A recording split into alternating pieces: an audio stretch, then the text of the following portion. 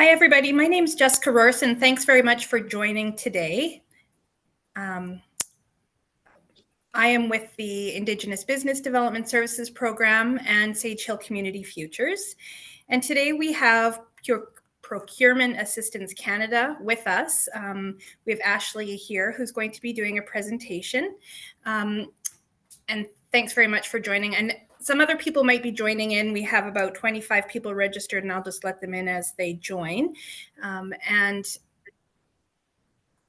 sorry, a little bit glitchy here for a second. And like I said, so I'm with IBDS and Sage Hill Community Futures. If you're not familiar with Sage Hill is one of 13 Community Futures offices across the province.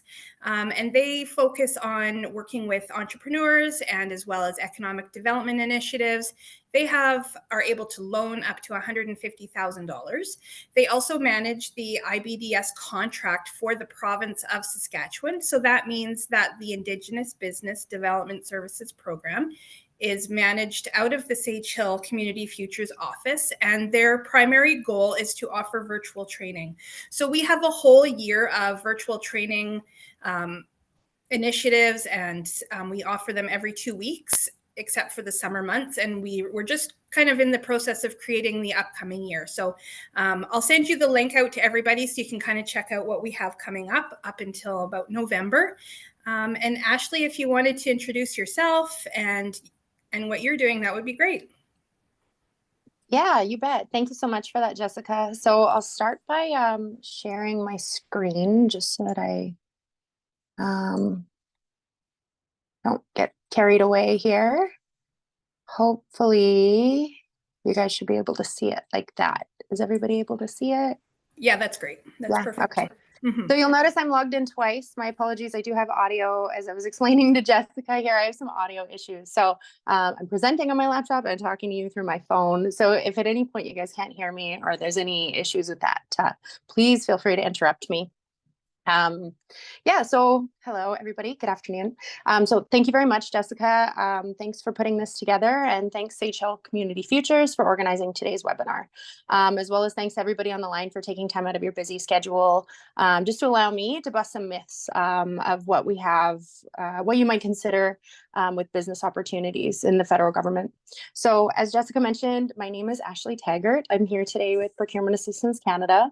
I might also be joined by my lovely colleague, Daisy Trong. She goes in and out between doing one-on-one sessions, so she might have an opportunity to pop in today as well. And she comes with an abundant amount of knowledge from her previous experience working here at Procurement Assistance Canada, as well as the procurement specialist. So I used to be a procurement specialist as well. So a lot of the people who work over at Procurement Assistance Canada, they come with a plethora of knowledge of the contracting side. So it's really great when you're getting that one-on-one support, because they kind of give you the opportunity of having that deep insight of how the procurement program works at the Government of Canada. So I'm part of the PAC Western region. We're a small team of 12. We're spread across Alberta, Saskatchewan, Manitoba, Nunavut, and Northwest Territories. And we work in outreach and engagement with regards to business intelligence and strategies. So before we kick off today's session, I'd just like to state that as an important part of the reconciliation is the acknowledgement of the land treaty and recognition for the people of our territory. So I'm currently streaming from the province of Alberta, and therefore I acknowledge that I am on the Treaty 6 territory, homeland of Métis, Cree, Ojibwe, and Assiniboine. The histories and languages and cultures of these people have and will continue to enrich our heritage. So in accordance with our mission towards reconciliation, we pay respect to the First Nations and Métis ancestors of this place and reaffirm our relationship with one another. So for today's session, I just want to walk through some of the misperceptions about government procurement and provide you with just a really general overview on federal procurement, because there's a lot of misperceptions.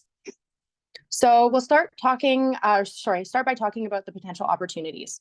So the Government of Canada is one of the largest buyers of goods and services in Canada. Every year, on average, we spend approximately $24 billion with a B, dollars on purchasing goods and services in construction and maintenance projects. So the majority of this spend is contrary to popular beliefs, is actually with smaller and medium companies through direct credit card transactions.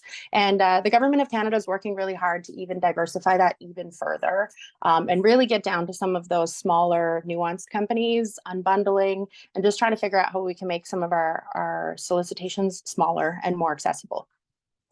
So why aren't smaller and medium Canadian companies taking advantage of these opportunities? Well, this is where Procurement Assistance Canada comes in. So we're trying to fill the knowledge gaps and trying to create and raise awareness that the Government of Canada can be a potential client if it's fitting for you to be a vendor. And we're here to help you understand the process and share information that can help you navigate the process. It's difficult, it's tedious, it's daunting, and it's hard, especially when you're a small or medium business. You know, you're trying to do work with the government, plus find tenders, plus figure out how to navigate the contracting process, plus, you know, focus on your business. So we at Procurement Assistance Canada are just human beings instead of just a generic 1-800 number or generic email, which the government is known for, to be able to actually help you walk through that process so it's not so terrifying. So the first myth that I'd like to debunk is that you're too small of a company to be able to compete, and the government doesn't purchase from small businesses like yours. This can be because you're thinking about the big ticket items that we often hear about in the media, and there are only actually a handful of companies around the globe that can manufacture or sell fighter aircraft or Navy ships or provide major IT infrastructure. So while we do purchase those items, it's only a small percentage of the contracts that we award annually. And the majority of the contracts awarded by the Government of Canada are actually valued under $25,000. And even further to that, pardon me, is that almost all credit card purchases, which are direct purchases from vendors, are actually valued at under $10,000. So smaller Canadian companies are well positioned to take these types of contracts and provide the Government of Canada with the majority of goods and services it needs every year to operate. We work with businesses of all sizes, like I mentioned, and there are government opportunities that are out there that are not just for big organizations. So this leads us to our next myth, and you might be thinking that I'm too small to sell to the Government of Canada and they only does business with large corporations. This is something I believe was true prior to joining the public sector. However, after gaining the experience of as being a procurement officer, like I mentioned, I learned that on average, the Government of Canada buys more goods and services from micro, small, and medium enterprises than it does from large companies. When it comes to the federal government opportunities, we don't have a criteria where we say you have to be structured in a certain way or you have to be employed a certain number of employees. All we ask is that you provide the experience that you bring. And then based on my past experiences, I've awarded a contract for laundry services, and the number of employees was approximately 5 people, but they subcontracted some of the work because they were unable to do the work themselves. And that brought an average of $100,000 worth of services annually. So if you happen to be an expert in your trade and project it well, or project manage it really well, then why not? You can subcontract, you know, you can partner with other businesses. There's lots of opportunity to find ways to be able to bid and be competitive on tenders. Smaller companies vastly outnumber large corporations. So their competitive edge comes from offering a wider range of services, specialized products and services, from being both local and innovative, which is exactly what the Government of Canada is looking for.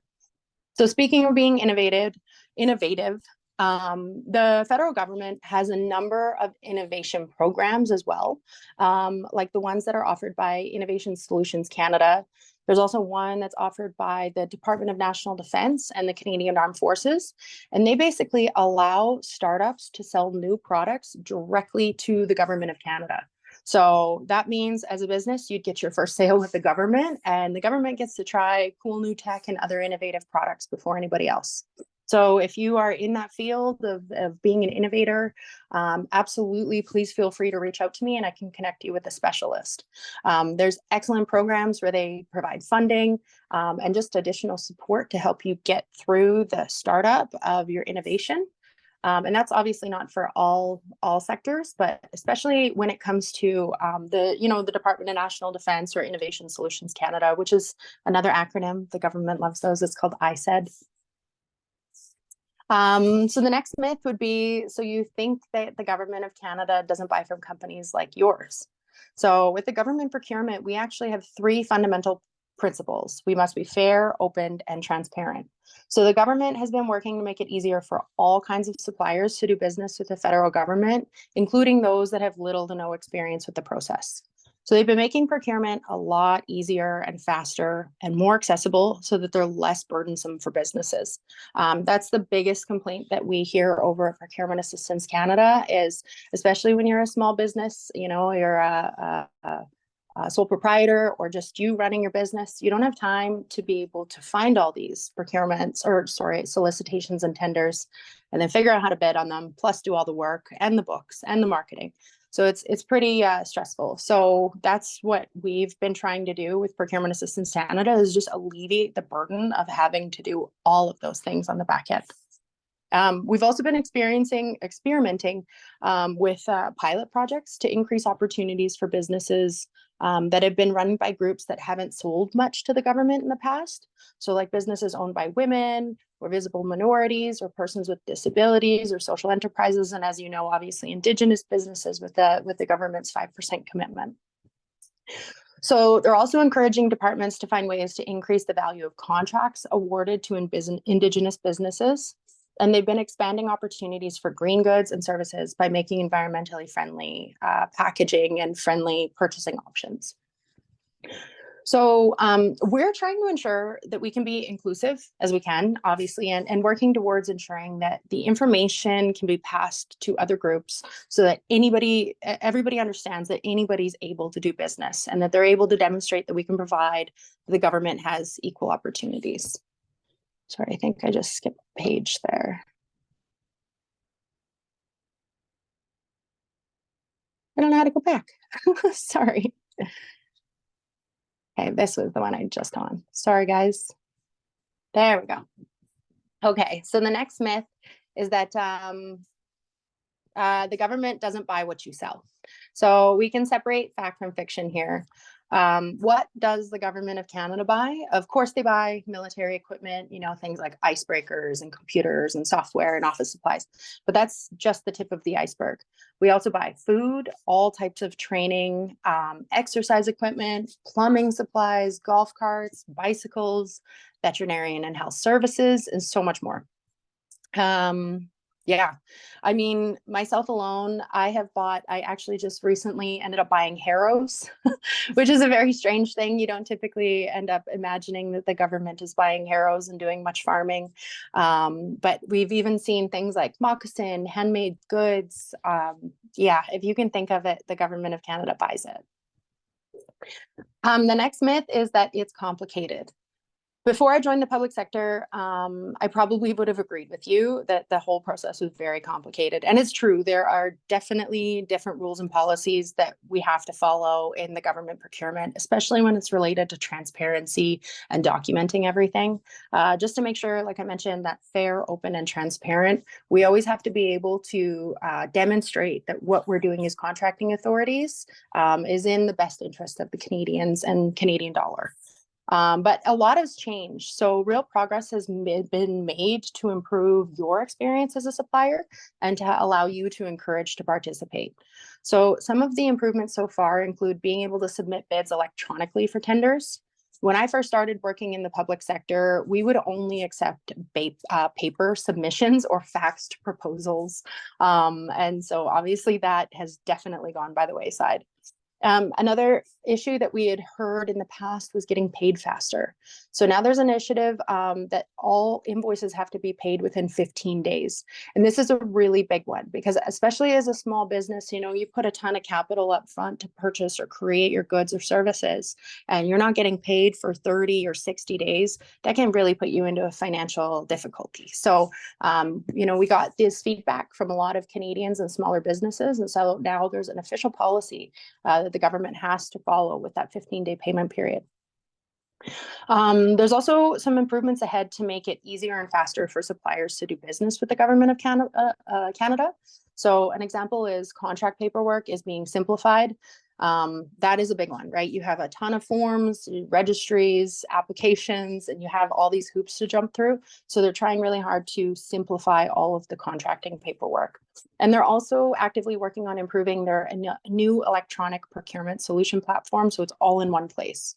So I'll get into it a little bit further in the slides, but essentially, before, all the tenders were posted everywhere, and now they're all on one site. As of last September, every federal, provincial, municipal, every government contract is all listed on one individual site. So it makes it a lot easier to source and find these. So the next myth is that the government procurement is centralized. So people often look at the government as one potential client, but in reality, the government of Canada has hundreds of departments and agencies, and they all operate across the country, not just in Ottawa. So when you think of selling to the government of Canada, you should think of it as hundreds of potential clients with different needs and different geographic locations with needs for different goods and services. So we can take RCMP as an example. They have obviously detachments all across the country and even in remote areas. And they need a whole range of services, everything from janitorial services to landscaping to snow removal. The list goes on. And that's just one organization. I know me personally, I've bought call handling IT software for the RCMP, as well as I just finished buying snowmobiles, and they were delivered all across the north up in Nunavut. So, you know, towns that I never even heard of. I thought Tuktoyaktuk was actually just a place that kids joked about when I was a kid. I didn't realize that it was actually, you know, a part of Canada. So seeing the exposure to where we deliver and where we're servicing is enlightening for sure. So yeah, this is a quick overview of how the procurement process works. So for the purchase of there's a couple of magic numbers in procurement. So for the purchase of goods over $25,000 and $40,000 $25,000 for goods and $40,000 for services, the government typically issues a public notice, and this is known as a tender notice. So tender notices are published on the GETS, the Government Electronic Tendering Services, and it's now known as Canada Buys. So like I mentioned, last September, they changed it to an online repository called Canada Buys, and that's where everything is posted. There are a variety of tender notices. The four you can see on the screen are our most common methods. So like I mentioned, the government loves their acronyms. So there are often, you know, different types of tenders. So the first one is an ITT, and they're a direct invitation to identified suppliers, and generally used for the selection of goods and services based on the lowest price, and they result in a contract. I know Jessica had mentioned, you know, your affiliation with Indigenous businesses. We do have an Indigenous business directory.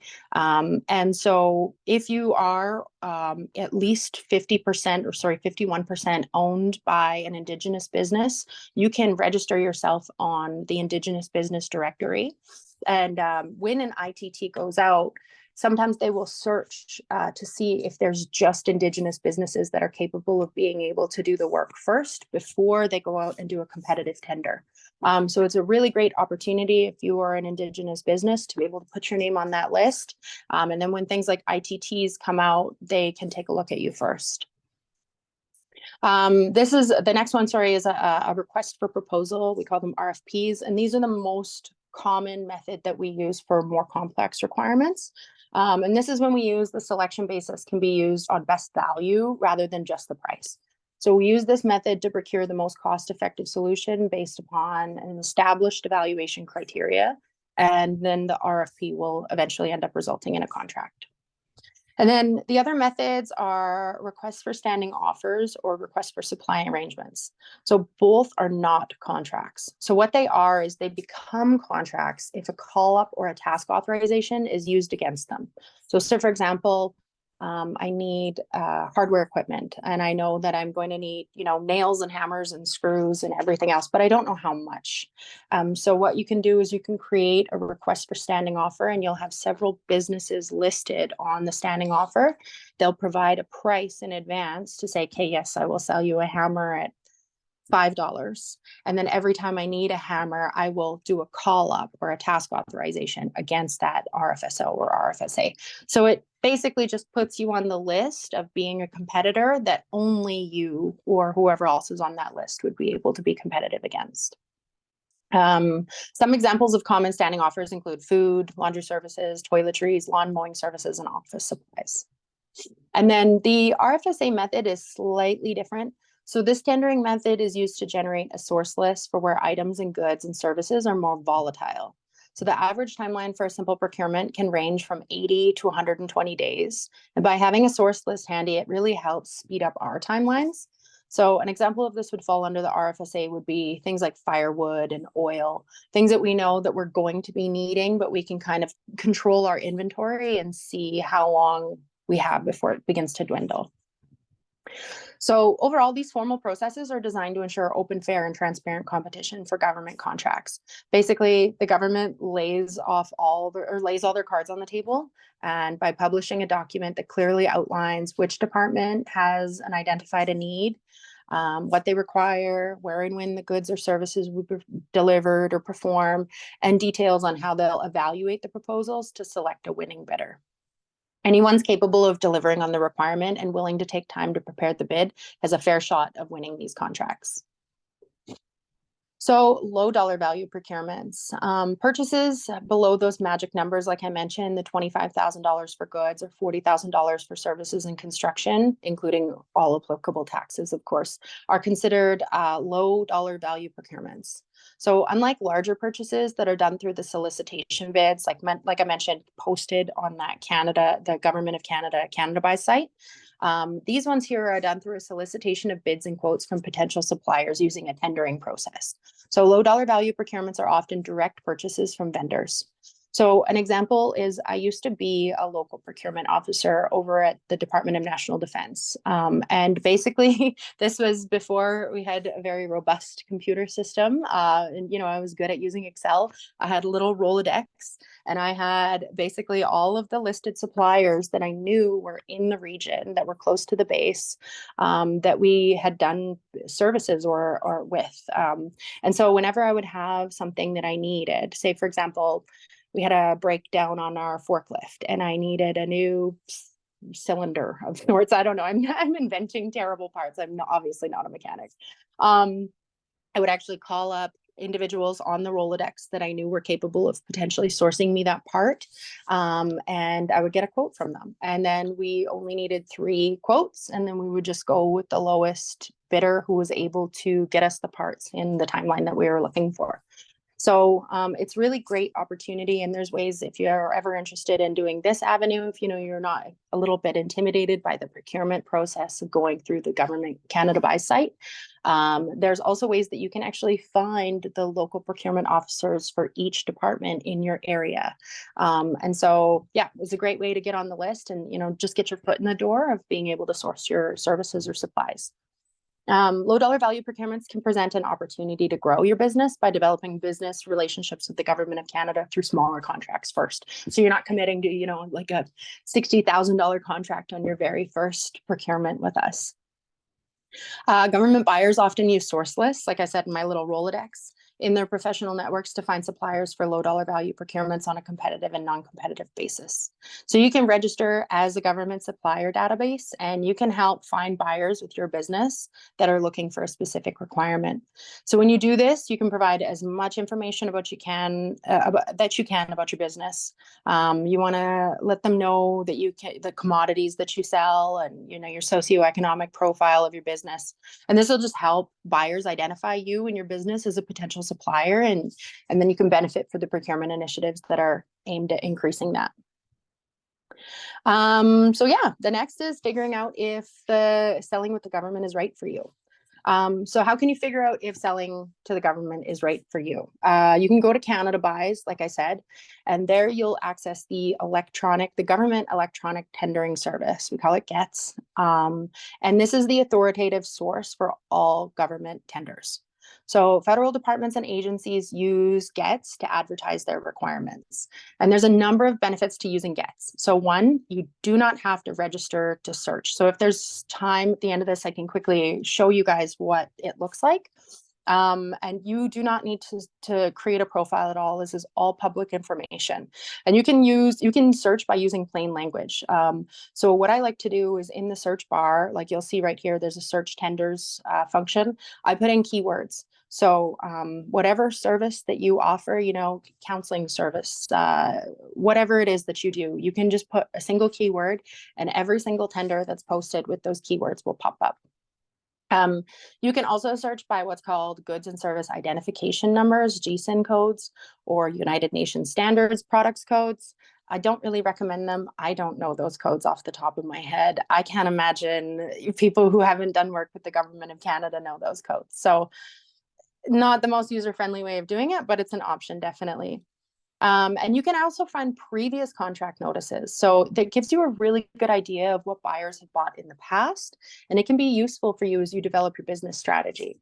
There's a website called Proactive Disclosure. And essentially every time that the government has ever purchased a large contract, anything over those thresholds, the $25,000 for goods or $40,000 for services, it's actually posted on the Proactive Disclosure site. So it's really nice from a business strategy standpoint, because if for example, say you have a direct competitor and you see their business is doing really good and you know that they are doing work with the government of Canada, you can actually see exactly how much money they're making through government contracts or what types of contracts that they're doing. So every time that somebody does work with the government of Canada, it's posted on this site. There's a really, really great strategy because you can kind of get there's not often in business you can get a crystal ball into seeing what kind of work is being done out there and how much money can be made at it. So it's Ashley, can you say, I was going to say, can you just tell us again what site that is that you're just talking about? Yeah, you bet. It's called Proactive Disclosure. So if you Google Proactive Disclosure Government of Canada, it'll take you to that site. And I can also follow up with an email after our conversation, Jessica, just for everybody about some of the links and stuff that I've gone through. Yeah. Great. Thank you. And once again, like I mentioned, Procurement Assistance Canada, we offer one-on-one support. So if at any of this, at any point, you're like, wow, I want to learn more about that. At the end, I'll give you guys my contact information and we sit down with businesses one-on-one and we will help you go through these sites, how to navigate them, how to look this information up, because it's publicly posted. It's just a matter of being able to find it. And so once you know how to find it, it's at your fingertips. It'll be really easy. So yeah, like I mentioned, you can find previous contracts with notices, which gives you just an idea of what buyers have bought in the past, and it can help you develop your business strategy. And you can also subscribe to notifications when new opportunities are published. So that's a really nice feature about this new Canada Buys site. Like I said, if you put in keywords, for example, counseling, you only want to focus in Saskatchewan, you don't want to be driving to British Columbia to be offering your services, you can actually narrow down your keywords and your search parameters so that you're only looking for solicitations that fit what you do in the area that you want. And you can just put your email information in and it'll automatically email you every single time a new tender is posted. So it saves you from having to go back to the site over and over again. It comes to you at that point. So yeah, federal procurement websites. If there's anything that I'd like you to take away from today, it's that there's two sites. Like I keep pumping Canada Buys, but Canada Buys and Buy and Sell. So Canada Buys allows you to search for those government tenders, for public sector tenders, and like I said, contract history, and you don't need to register in order to be able to view those. And then the Buy and Sell was our old tendering site, but I'm hopeful that the Buy and Sell will no longer be available after this year. They keep saying that, but hopefully after this year. They're transitioning all the information from the Buy and Sell to Canada Buys. However, during this transition, you'll still be able to find procurement applications and the standard acquisition clauses for conditions. So it's still a source of information.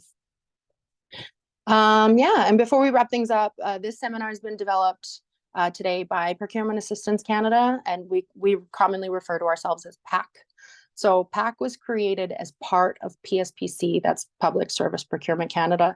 And that's, like I said, to support those smaller and diverse businesses in the federal procurement process. So our role is to engage with businesses to assist them and inform them how to sell goods and services to the government of Canada. And so how can we help? So we offer free seminars like this and webinars. We do these on a weekly basis, actually. So every Friday at noon, we do information sessions. And they're great because they're really, really informal. We just have random businesses will pop on, and sometimes people just like to sit and listen to and have questions. They don't even have questions themselves. They just want to hear what other businesses have to say. And sometimes we'll have a million questions and we can go through everything that we offer. So it's really fun, and we kind of just fly by the seat of our pants at those. So if you do come, don't bring any expectations with you because they end up venturing into different territories all the time. And like I mentioned, we also offer one-on-one sessions. So we can connect you either to myself or one of our support specialists. And we can schedule as many sessions as you require to help get you started. I think I'm on session number 5 with a business because, you know, they came and then they were like, hey, this is great. I want to teach my staff how to do this. And then they came. And then, so, you know, we have them as many times as you need. And yeah, we're happy to help get you started. And then we also operate a 1-800 national info line, and you can call it, and it operates from 8 to 5 from Monday to Friday. But I don't encourage that either, just because, I mean, that's the whole point of Procurement Assistance Canada, is to give you a human instead of just a generic 1-800 number, and give you somebody that you can actually talk to help you through the process. So whichever you are more comfortable with. And then, so we are located in 6 regions. This doesn't mean that our assistance is limited to the region that you reside in. You're welcome to call any region that you prefer, and any of these departments can assist you. So for more local support, we recommend that you stay in your home region, but like I said, you can go wherever. And that's it. So thanks for coming. And if you have any questions or comments, or you want further assistance, please feel free to contact me. Like I said, you can call the National Info Line for general procurement questions, or if you need help registering as a participant or having your business number or registering on the Indigenous Business Registry, that's exactly what we do. And so for our website, you can find information about upcoming services. Like I said, you can also register for those weekly seminars where we have information sessions. And then there's also self-serve resources that can help you through the procurement. Oh, I just saw, sorry, my chat function isn't popping up on here, but on my phone. So I saw there's some stuff in the chat. Sorry, guys. No, there wasn't really any questions, just some comments. Daisy's on the call and just put in some links for you, and then just a lot of really great feedback. So, I mean, I think this is really, really helpful. I look forward to being able to share this information 100%. It's very clear. I know myself, in the past, I found the process quite intimidating with the applications, and I look forward to maybe reaching out to one of your team specialists or yourself, Ashley. So I think it's wonderful. Awesome. Great. Thanks, Jessica. Does anybody have any? Yeah, sorry. Yeah, any questions that we can go through stuff or?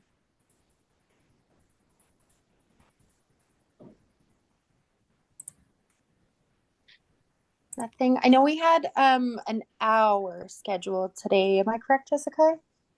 We do, yeah. Mm-hmm. Yeah. But I mean, if you don't, that's fine. It's okay. Okay. Yeah, I'm happy to like. Oh, sorry. Rebecca has a question. Hi. Hi, Rebecca. I'm just wondering, is there any, hello. Is there a link? I see intro to procurement, Tuesday, March 5th, the future of procurement, March 12th. Are there links for that? Yeah, so there's actually an events page. Or upcoming sessions? Mm-hmm. So I'm not sure if I can pull it up. I'm racing Daisy right now. She's really quick too. I'll see if I can pull it up in time. But yeah, we have actually an events page. Oh. Let me see here.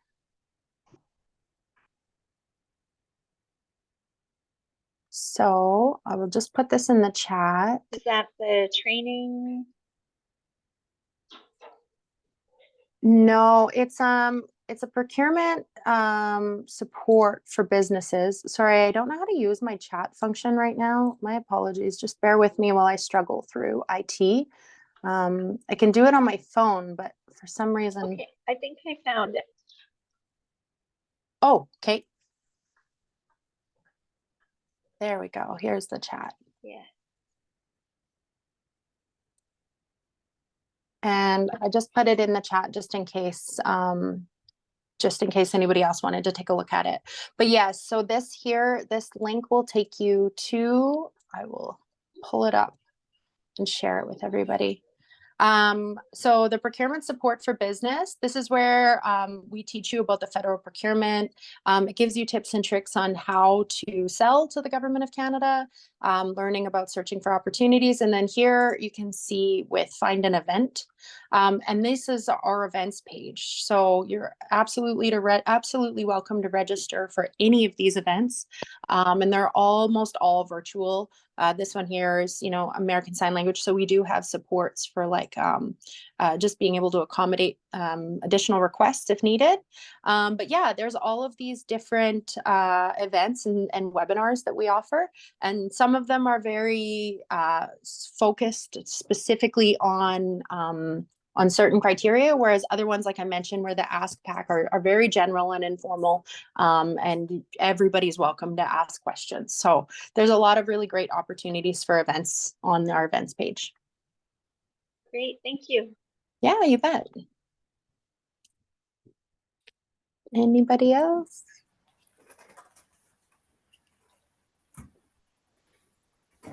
I like to hear your different examples of like the businesses that you've actually worked with, like the laundry example that they had so much business they had to outsource it, and it turned into a really large contract. And I think that you're right in saying that people are often intimidated, thinking that they're too small.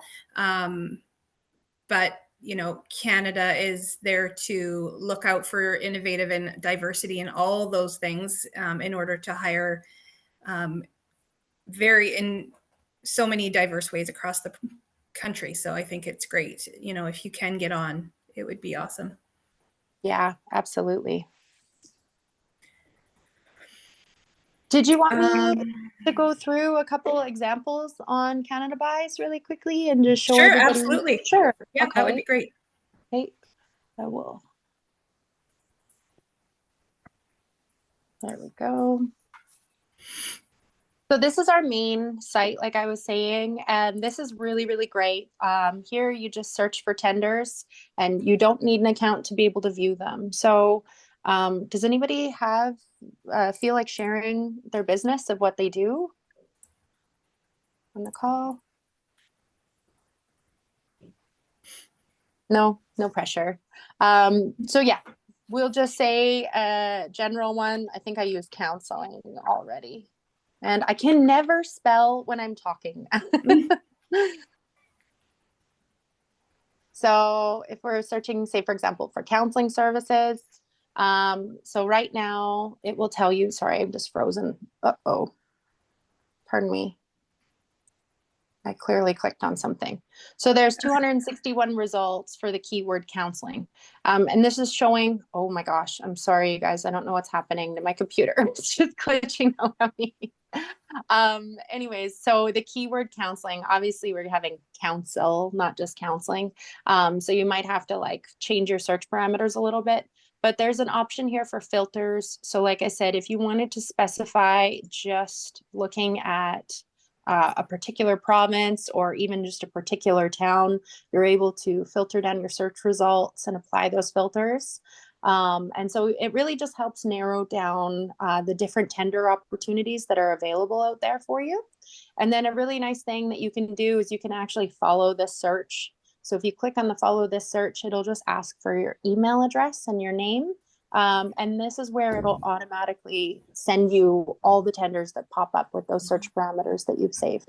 So just helps saving the process of going back in, because there's tenders that are posted daily over and over again. So it's constantly changing on the Canada Buy site. So. Yeah. And I see Daisy, did you have anything you wanted to add at all? Sorry. No, I don't have any at the moment. I think, Ashley, you've done a great job of covering some options that we have available. But I think you could actually also walk through how to register if anybody on the line does decide that you are interested in signing up on how to get started. And then everybody on the line is more than welcome to reach out to Ashley or myself. And if you're running into any hiccups, and we can have like a one-on-one session and kind of go through it with you and go from there. Yeah, thanks so much, Daisy. That's a great point. So yeah, everything for registering and getting started on Canada Buys is all on the main site. So the tab Getting Started will take you to this one here. And as a business, you can just click on Start the Selling Process Now. And it's pretty quick. So there's only a couple things that we require from you. The SAP Ariba account is not needed to be able to see which tenders are available, but if you did want to bid, you would need an SAP Ariba account. And it's pretty quick. It's not super convoluted, but if there's anything that you're getting into where you're registering and you're like, I don't know this, I'm not comfortable with doing this, PAC can absolutely give you a hand. I think I mentioned the Indigenous Business Directory. That is a really great site to be able to register if you're an Indigenous business, even if you're partially or jointly owned, because we do what's called PSIB set-asides. And so what can happen is if we do have a market research indicating that we do have Indigenous businesses that are available to do the work, we can actually set the solicitation aside to compete only amongst the Indigenous businesses that are listed on the IBD. But you do have to be registered on the IBD for that to be able to take place. So excellent opportunities for Indigenous businesses there. And then, of course, like any business doing business with in Canada, you do need a registered CRA business number. And lastly, we do still ask for the procurement business number, although it is being phased out and not necessary for your SAP Ariba account, but it is necessary if you're considering going through the Pro Services site, which is not a site that we discussed today. But if you would like to learn more information about that, we can absolutely set you up with a specialist to go through that. So yeah, those are really the basic things that we need from you in order to be able to get you registered so that you're capable of being able to bid. And like I said, if there's any point in that process that you get in there and you take a look and you're like, this is overwhelming, that's exactly why PAC is here to help. I'd also like to add one more thing. Ashley, if you're able to click through the SAP Ariba account, there's actually a step-by-step guide that will have, it'll tell you instructions on how to register your account, and there's screenshots, and it'll tell you what you need to include and what you don't need to include.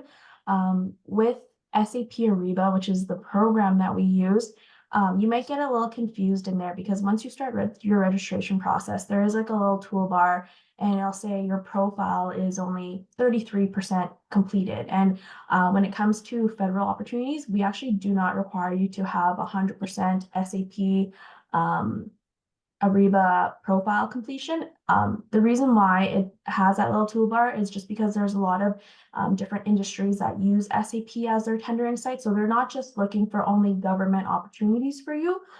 They also include other opportunities that you can find for other businesses or organizations. The one thing we do want to highlight is in order to take advantage of government opportunities, there will be a section that says you have to fill out your government profile questionnaire. And I think, Ashley, you're really close right here. And as long as you fill out this section and you have this completed, you're able to view the bids or tenders on through Canada Buys. Sometimes if you do register and you are unable to, it's because your questionnaire hasn't been fully completed.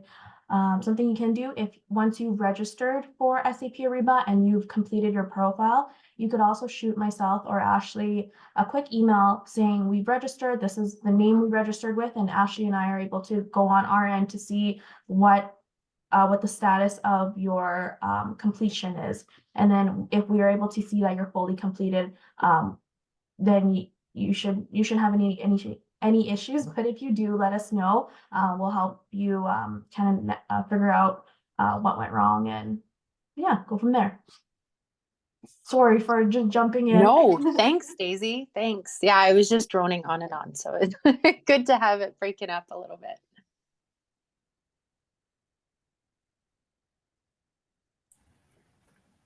I think that's extremely helpful. Thank you both.